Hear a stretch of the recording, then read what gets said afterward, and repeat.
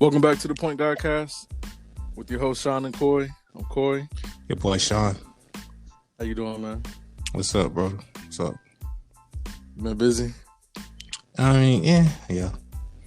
I know you've been busy though. Yeah, just a little bit. Madness. Yeah, I watched a little bit, but Alabama still, going strong. It's looking like the football program. Right, which is crazy. And then been able. you got all these upsets that's happening. Why is all these upsets happening this year? That's a good question. I mean, but it's March Madness. Like it's kind of expected. Yeah, you know. I mean, but like this many though. I feel like a couple years ago it was way worse. Oh, you think so? I don't remember. I'm pretty sure.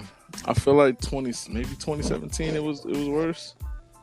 Yeah, I don't go back that far with college basketball.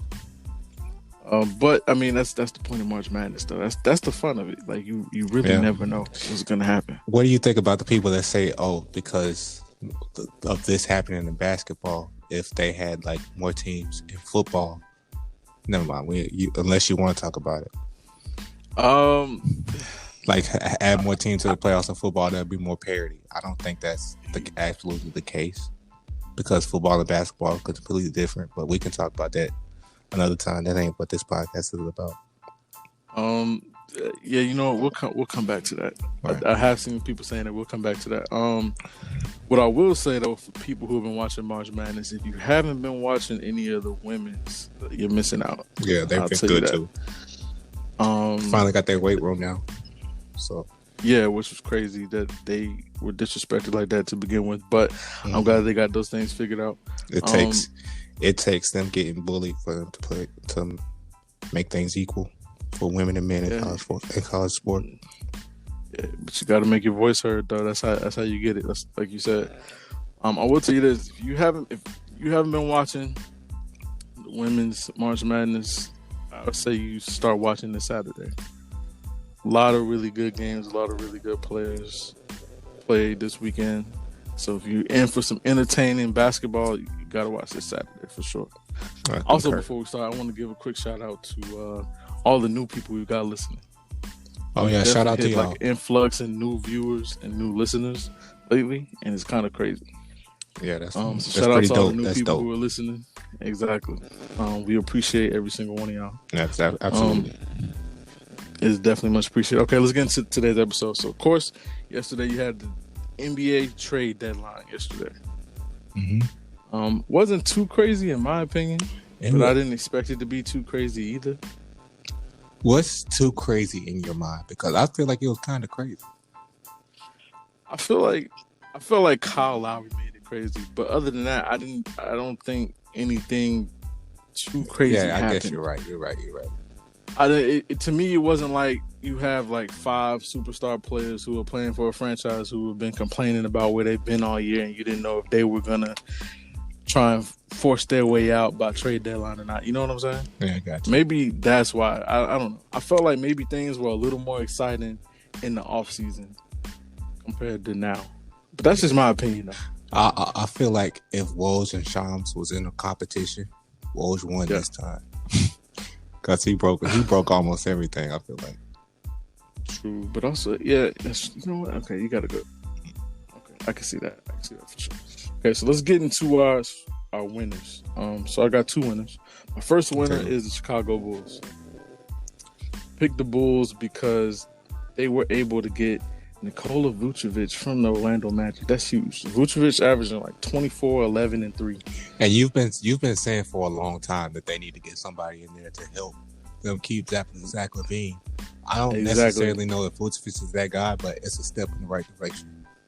Exactly. I'm glad you brought that up because that's what I was going to say next. So they got Vucevic. They got Al-Farouq Aminu. I know a lot of people like Aminu still in the league. He's not doing that well. Oh, well, the biggest thing is they got Vucevic. And in order to get Vucevic, all they had to do was send Wendell Carter Jr., Otto Porter Jr., and then 2 first-round picks to the Magic. I would take that. Right. And also what you brought up with what I've been saying this whole entire season, actually since the end of last season, was I think the biggest thing for the Bulls is keeping Zach LaVine happy. And I think a start of that is adding someone of Vucevic's caliber.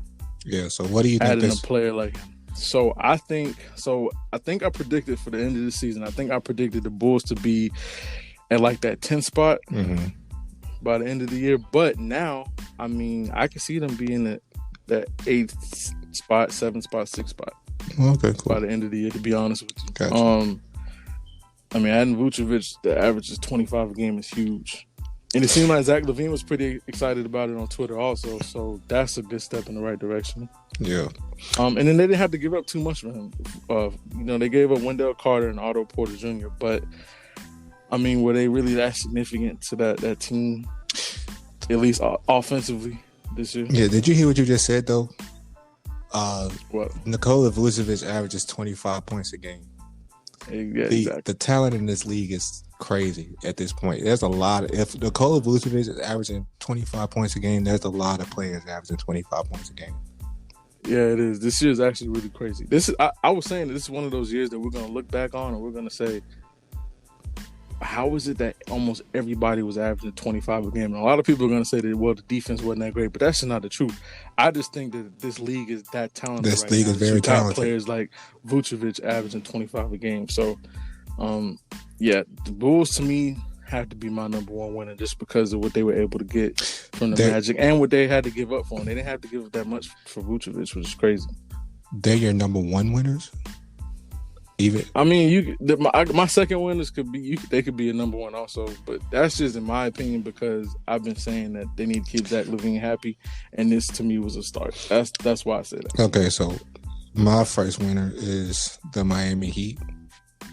Okay, they went and got Victor Oladipo, which is a good. Mm-hmm. They went and got Victor Oladipo without having to trade Duncan Robinson or Tyler Hero. They got Victor Oladipo for Avery Bradley and a couple of second round picks. Yeah, it was Avery Bradley, Kelly Olynyk, and a couple of second round picks.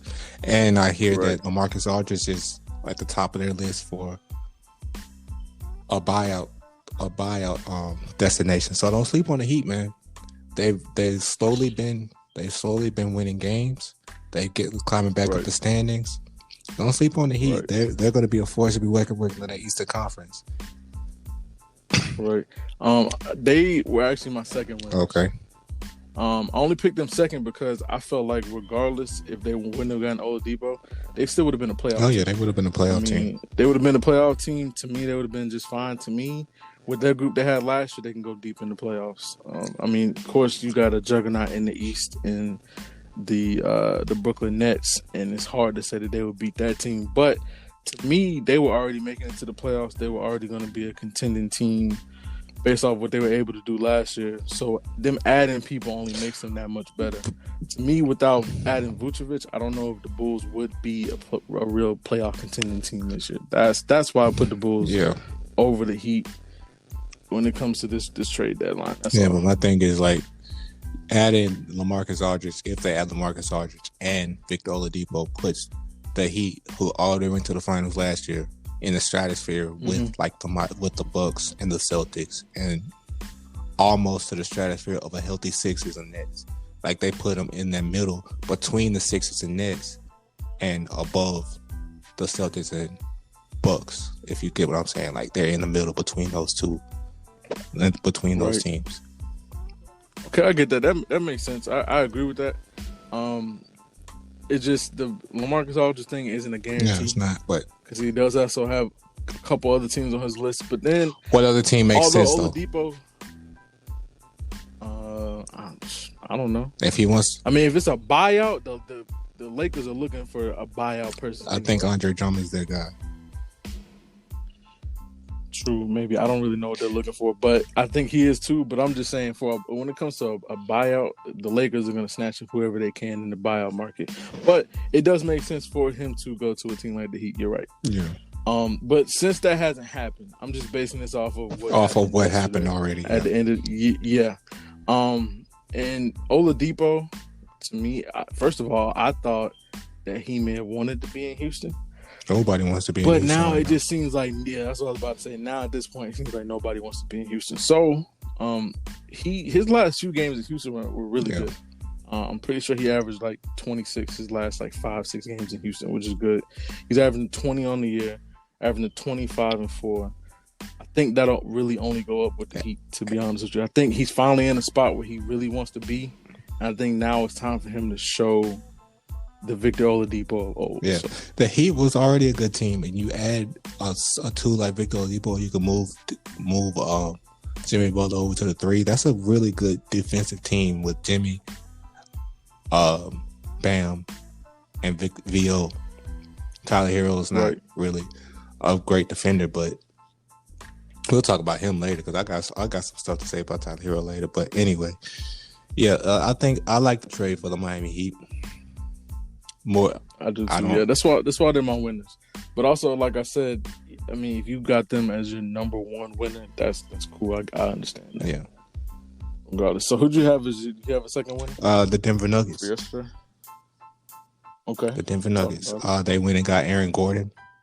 I think he's a perfect player to put beside Nikola Jokic in the offense, and then he's gonna bring an energy that the Nuggets just didn't have before. A kind of energy comparable to like what Jeremy Grant brought, but in a different way. Yeah, okay. I like that trade for the Nuggets. They got significantly better with that trade. I mean, they did trade Gary Harris, but he wasn't really. Was he really even a part of their rotation like that this year? Not fully. Yeah. So they really got him, Aaron Gordon, on a bargain. I think that because Nikola Jokic can play inside and out, you can strictly put Aaron Gordon inside and have him do his thing there. I don't know how well Aaron Gordon shoots the ball, but I just know I like Aaron Gordon. I like his energy. He's gonna bring something new to that Denver Nuggets team. Okay, I like that. He's definitely worked on his shot from the corner, so that'll be big. Actually, that's not bad.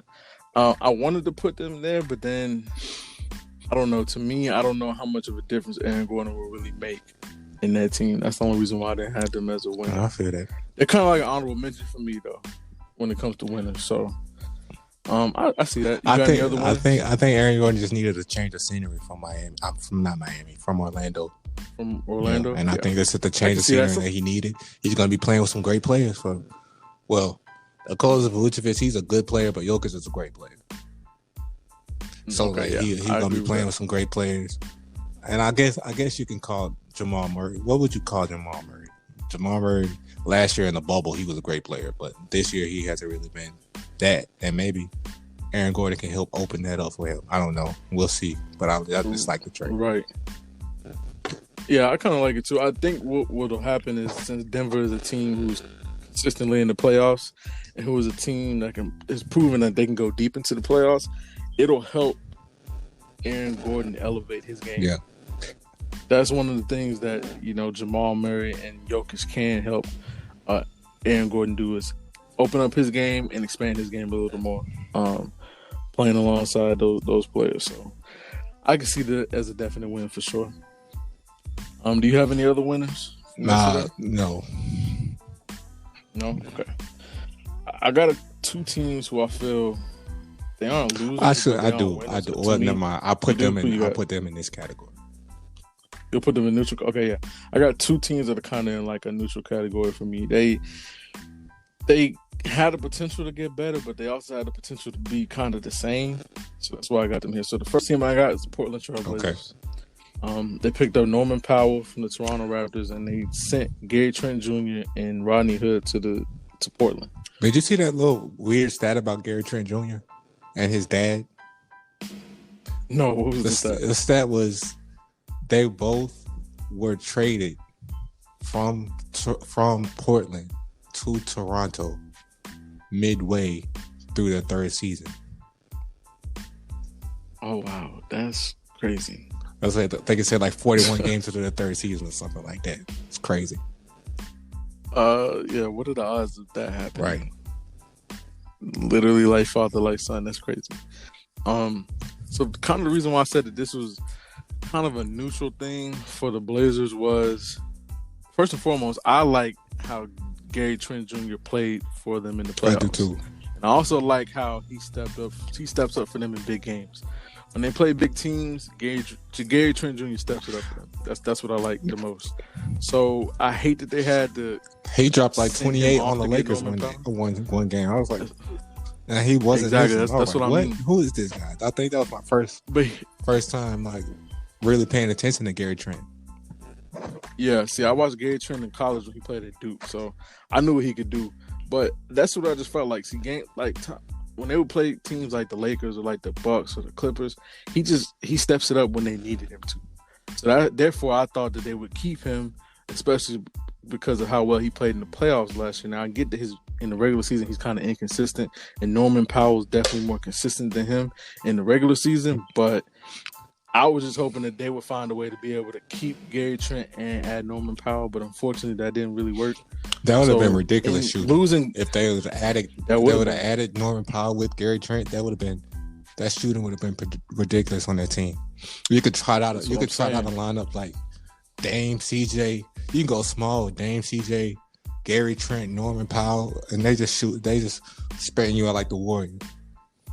That's what I'm saying. That's what I was hoping they would be able to do. But since they had to trade Gary Trent for Norman Powell, they didn't really lose much, but they didn't really gain much. They probably gained a little more consistency on offense, but that's really they probably got better little defensively too.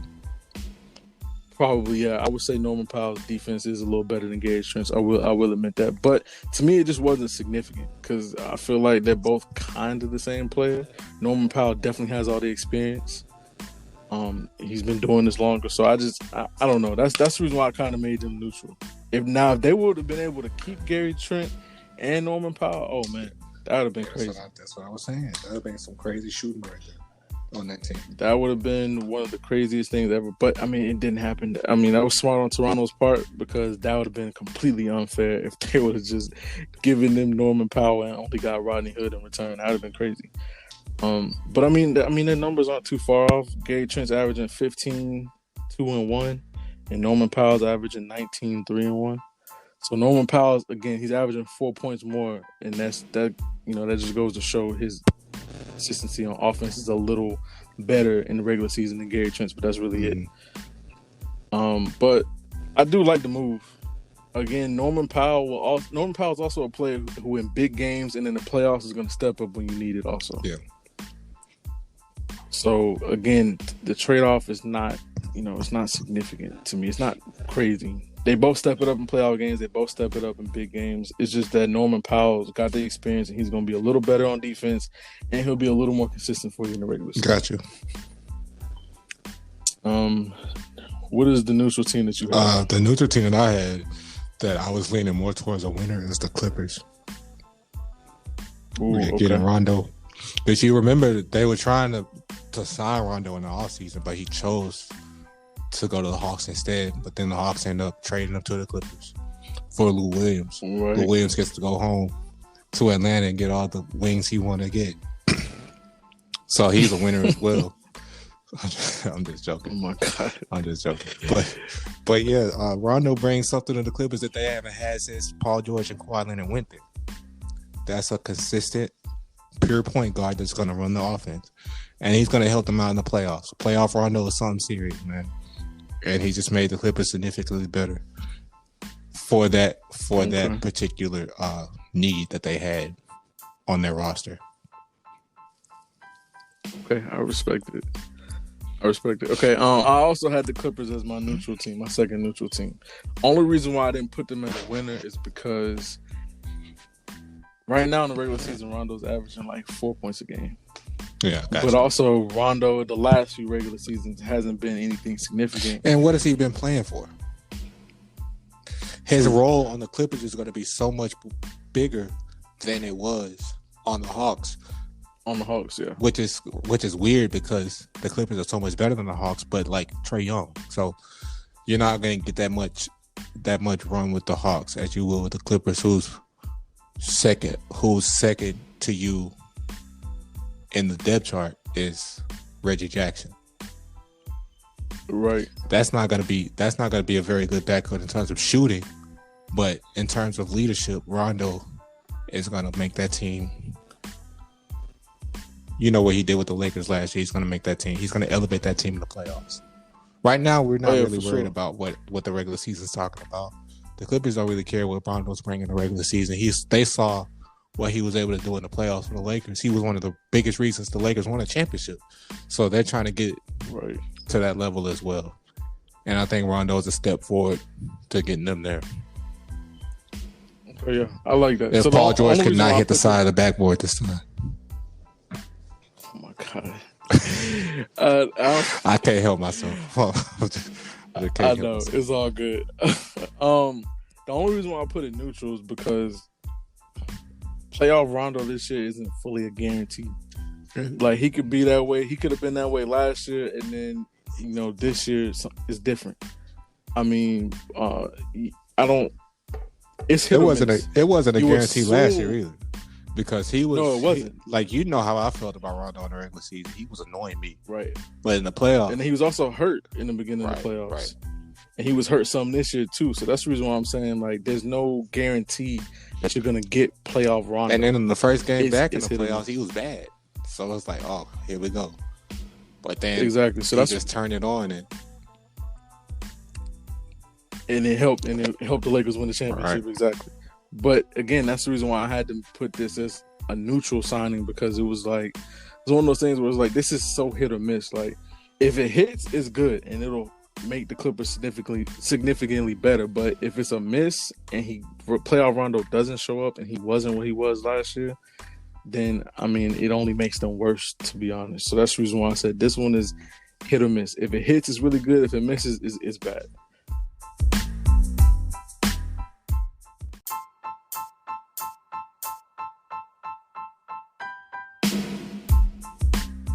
Okay, and then for our losers, I got one loser. How about you? Yeah, I got one. I would have two, but I think I know who your loser is. So if we just so stick with one. Okay, so for my loser, I got the Houston Rockets. Yep. Reason why I got the Houston Rockets is because I don't know what that franchise plans on doing in the future. No James Harden. They gave up James Harden for pretty much nothing. They gave up James Harden for pretty much Avery Bradley, Kelly Olynyk, and 2 picks, because what they gave up James Harden for is what they traded for Avery Bradley, Pretty Kelly much. Olynyk, and 2 picks. And I don't even think Avery Bradley's going to stick on that team. I think they're going to buy him out, and he's going to end up somewhere on a contender. Probably, which it's just dumb. So you got that. Then they had a chance to get Karis LeVert, sent him off to the Pacers instead. Had Oladipo for a hot second, and now Oladipo is gone also. And they been on like a 20-something game losing streak. Point blank period. I don't know what the Houston Rockets plan on doing with that franchise. They're not helping their coach. They're not helping out their new GM. Everything's falling apart. I don't even expect John Wall to be there long, or Christian Wood to be there long either. I think they've embraced the rebuild. I don't think that John Wall's next to fall.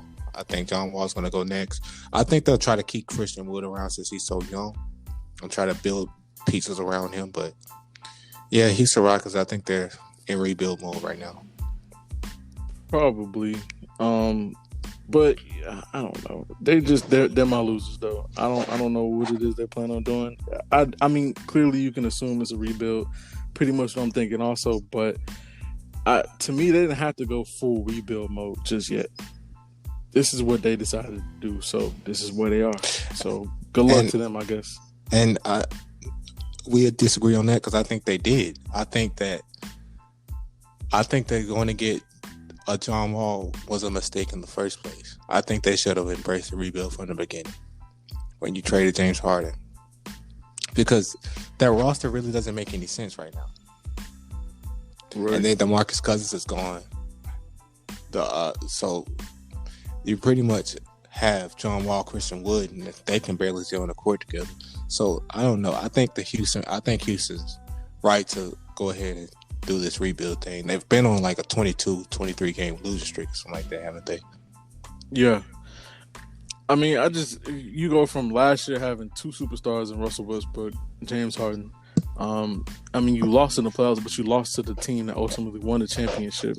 Wasn't like you were that far off. Did something to make them both mad in the offseason.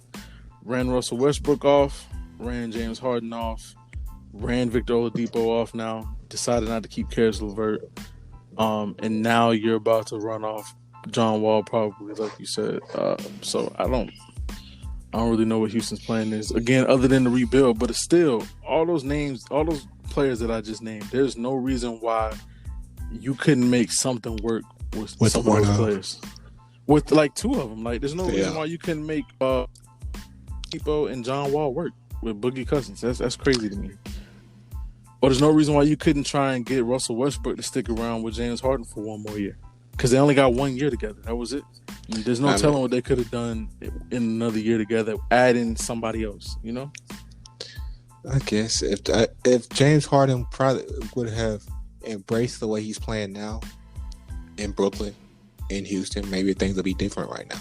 But who knows? But he didn't, and he chose to monopolize the ball. And now, since he's in Brooklyn, he's a completely different player. And Houston could have used this player when they had him. Maybe it would have worked out a little bit better. That is true. But enough about my loser. Because I'm pretty sure that's everybody's loser also. But I really didn't expect anything else. What I will say is this. This is when I expected James Harden to possibly be traded, though. I expected him to try and stick it out for this long and then get traded somewhere. But it didn't happen. So I feel like, to me, this trade deadline would have been a little crazier if you had James Harden on the market during this time. Yeah. But you can go ahead and get into your loser. Enough about my loser. Speaking of crazy deadline moves that didn't happen, Kyle Lowry and the Toronto Raptors. I feel like I have a lot of respect for Masai Ujiri, the Toronto Raptors GM. Yeah, me too. Yeah, he's one of the best GMs in the league, but I think it's a mistake to not get what you can for Kyle Lowry at this deadline and just let him walk in free agency if that's what he's going to do. Which indications are that he's going to enter free agency in the summer. I guess it'll be probably yeah. I think that they should have gotten what they could from him. I think they should have taken one of the offers that was presented to them. Now, who do you mean when you say they? The Raptors. Okay, yeah. Because if you just let Kyle Lowry rock with nothing, then do they have the cap space to go out there and fill that void when you could have had like a Dennis Schroeder in that spot? True. That's a good point. Yeah. So like who? Then, I mean, I guess you could pursue like a Dennis Schroeder in the offseason since he's going to be a free agent. But I think he wants to stick around with the Lakers. Mm-hmm. But if you would have traded for him and Pascal could have been something for the future for that Toronto team. And I'm not just saying this because I'm a Lakers fan and would have liked Kyle Lowry, but I'm content with what we have.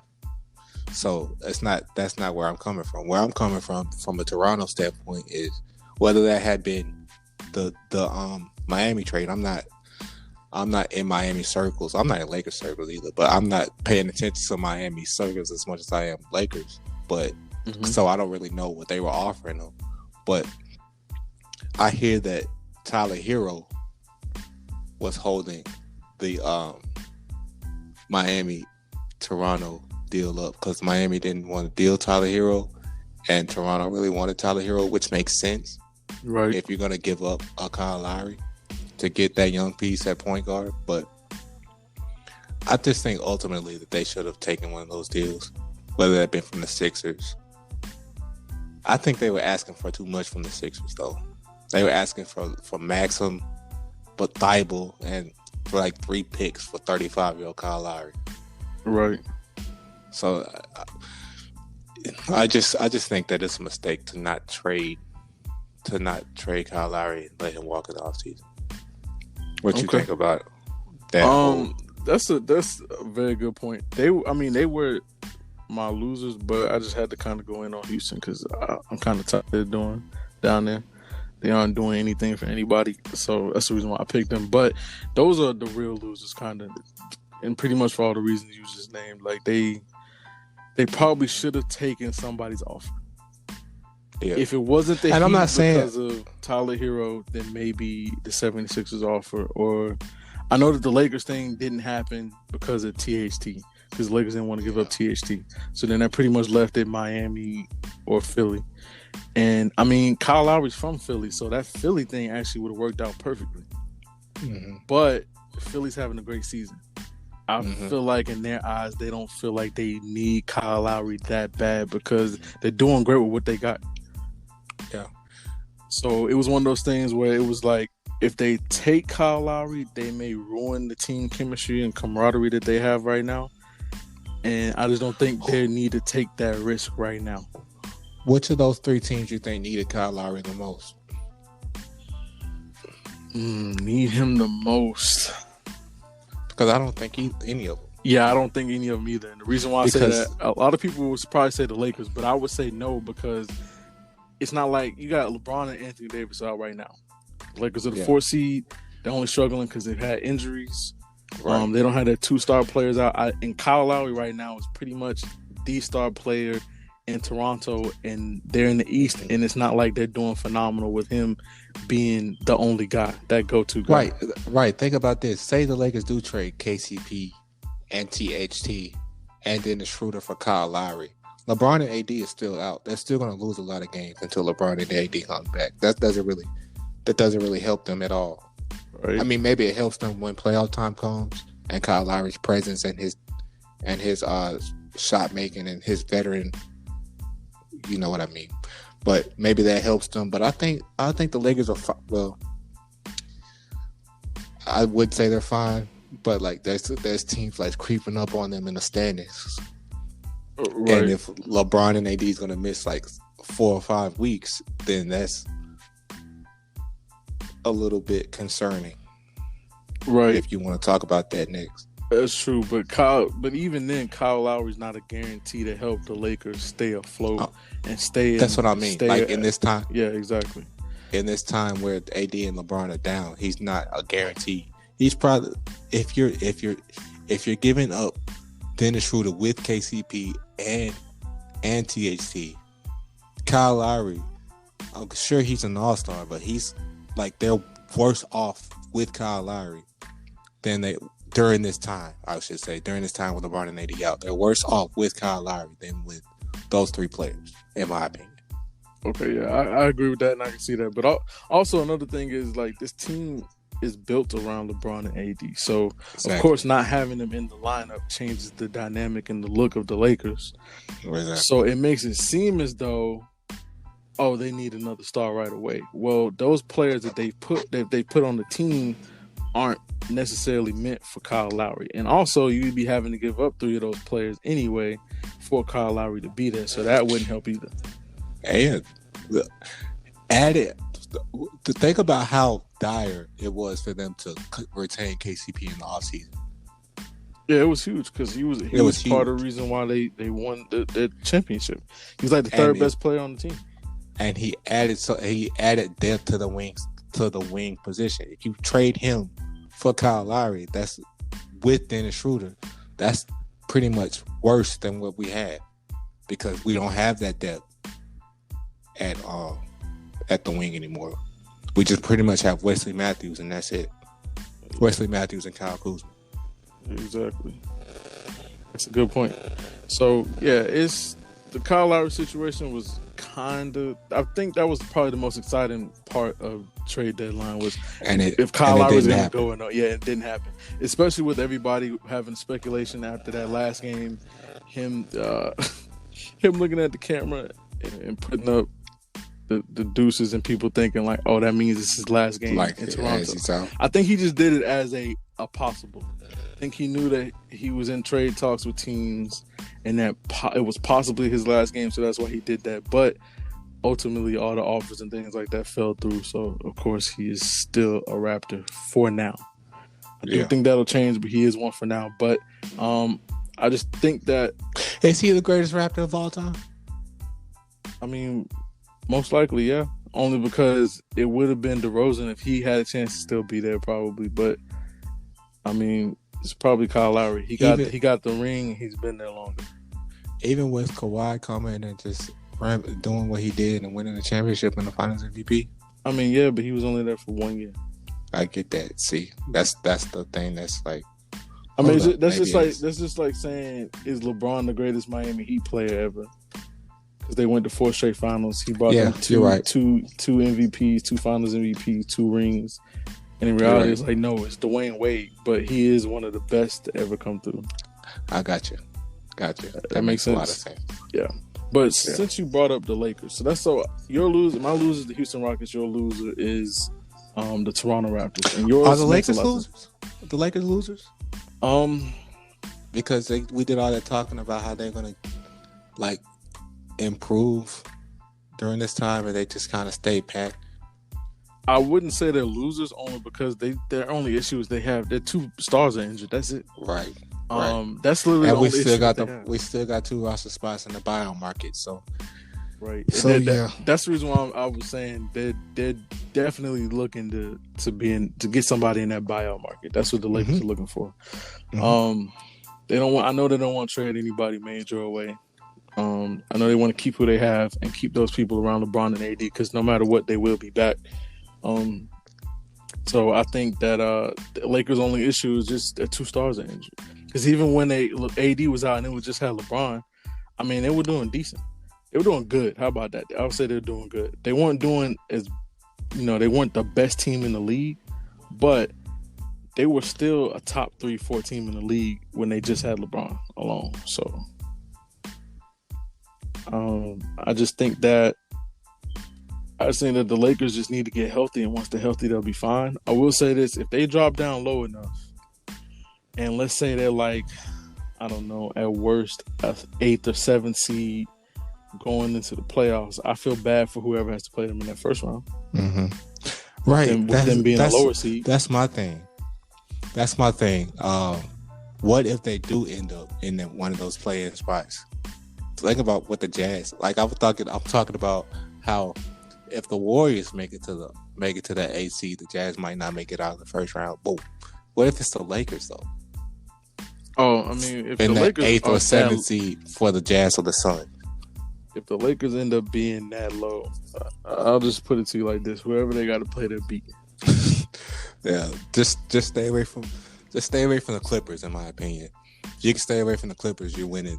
I mean, I think they beat the Clippers too if they're 100% healthy. But if you can stay away from the Clippers, I feel like they have the first round in the bag. Regardless of what seed they are. I agree. But I also don't think, like, some people think they won't make the playoffs. Some people think they'll be 8th seed. I don't think they'll drop that far. I mean, LeBron is out a month. It's a high ankle sprain, bro. It's not anything broken. Matter of fact, from a high ankle sprain, he could come back in less than a month if he really wanted to. They got to win some of these games, though, man. They got to start winning some of these games because they've been. That is true. Yeah, because they've been fighting for some. Yeah. Like last night, they fought. Danny Green decided to hit some shots all of a sudden. And they dropped some at the end for sure. But I mean, LeBron should probably now at this point. It almost seems like LeBron and AD might be back at the same time. To be honest, I mean, think about how long AD's been out already. If LeBron's going to be out a month, AD's going to be out another month. Also, they could come back at the same time. So regardless, you really need the one you really need back right now before playoffs is LeBron. Yeah, like the way that they were playing with LeBron, you could low key have AD be out until the playoffs start. Because they were seated at that 2nd and 3rd seed in the West the entire time that AD was gone. Mm-hmm. And with LeBron, I don't see them dropping anything less than that. So, to be honest, they really just need LeBron to get back. I mean, you can't get back quickly from a high ankle sprain. I mean, a high ankle sprain it's not the worst injury ever, but it's bad enough that you definitely need at least 3 weeks to come back from it. Yeah. It's not one of those things you want to push. But then AD's aggravated injuries is Achilles, and that's something you can't push at all. Not even slightly. Yeah. Oh, no. They didn't take as much time as they need, no matter. It really doesn't matter what a team's doing. But if they rush back, that's not good. They don't need to rush back. Exactly. That's the reason why I'm saying you really just need LeBron to come back as soon as possible. And then, again, like I said, AD can really sit out until the first round of the playoffs. And the Lakers would be just fine. Because, again, with LeBron, they don't drop anything less than the 3rd seed. The lowest they drop with having LeBron is the 4th seed. But I will say though, if they pull this off, it's gonna be probably one of the greatest championships of all time. It's hard to disagree with that. With all the scrutiny they've been through with these injuries, right, and having their role players to be the ones that step up, and the role players have been blowing a lot of these games for them right now. Right, and then the quick turnaround and everything from last season. True, having 10 less games this year. I agree with that. A lot of people who will downplay it though, but I agree. It'll be tough. It'll be tough, but if there's a team that can do it, to me, it's the Lakers. Yeah, and There's a team that can do it though. To me, it's the Lakers. You got anything else to add? I think that's it for me. Nah, that's all. That's all I got. It was interesting. It was an interesting trade deadline day just because of fans' reactions. I think the funniest thing to watch is like how fans either overreact or underreact on Twitter. That's always like I was so ready for that 3:00 deadline to come so I can get off that app. Right. It's just funny to see. Like, it's crazy to see how there were some Lakers fans who were annoyed that the Lakers didn't get Kyle Lowry. Then you got some 76ers fans who were mad that they didn't get Kyle Lowry and said they were done. And I don't even know why. They're acting like the 76ers are struggling. Like, the 76ers are doing great. And then you got some Miami Heat fans who were like, we didn't get anybody we should have gotten. They were happy to get rid of Kelly Olynyk. They were like, we could have had James Harden and we wouldn't have to worry about this trade deadline. It's just funny to watch. So to me, that was the most interesting thing between the picture of Kyle Lowry when it looked like he was signaling in Toronto and all the speculation people had, and then going into trade deadline day and seeing a whole bunch of fans freaking out about who's going to wear, who needs to be on their team and who doesn't, and who was getting Kyle Lowry, only for him to end up back in Toronto. It was funny. So that made it entertaining, but I just didn't think anything was like major. Besides the Rondo thing, I think was big for the Clippers, and then Vooch, huge for the Bulls. And for the Bulls, it solidified. It didn't solidify, but it helps to further their career with Zach LaVine. Yeah, we'll see what Zach LaVine's thinking when his time comes to be a free agent. That is true, but I think he likes Chicago. I think he really does. I think he gets a lot of love there. I think he loves it. It's just that the team is struggling. And you can kind of see it in his face after games. Like, you can see it in Bradley Beal's face also. But I think Bradley Beal's kind of a lot to stay in Washington because, I mean, they pretty much chose him over John Wall anyway. That franchise. Yeah, didn't they sign him to like some big contract? Yeah, exactly. So was that a couple years ago? I think they signed him after I think them signing him to that is what helped them pick him over John Wall, and is what made John Wall be like, I'm going elsewhere. That's just me though. That's what I think. So, but Zach LaVine though isn't unlocked to stay in Chicago, and again, that's something I was saying all year. But with them getting somebody like Vucevic, it's a start. Yeah, we'll see how that works. I do think they'll need somebody else to make them even bigger contenders here, but Vucevic is a start though. Yeah. So, shout out to the Chicago Bulls. I really do think that they'll be in that 6 through 8 spot now instead of being like a 10 seed. Why is Chicago not one of the destinations for free agents like we think they should be? Because what has Chicago really done since like the 90s or when Derrick Rose was there? Right, but when you think about basketball, you think about NBA basketball, the casual fan think about NBA basketball, they're going to know the Lakers, they're going to know the Knicks, they're going to know the Celtics, they're probably going to know Chicago Bulls, right? Yeah, of course. So, like, why isn't Chicago considered one of those places? That's, you know what? Anyway, this has been another episode of the Point Guard Cast. We'll see y'all next time.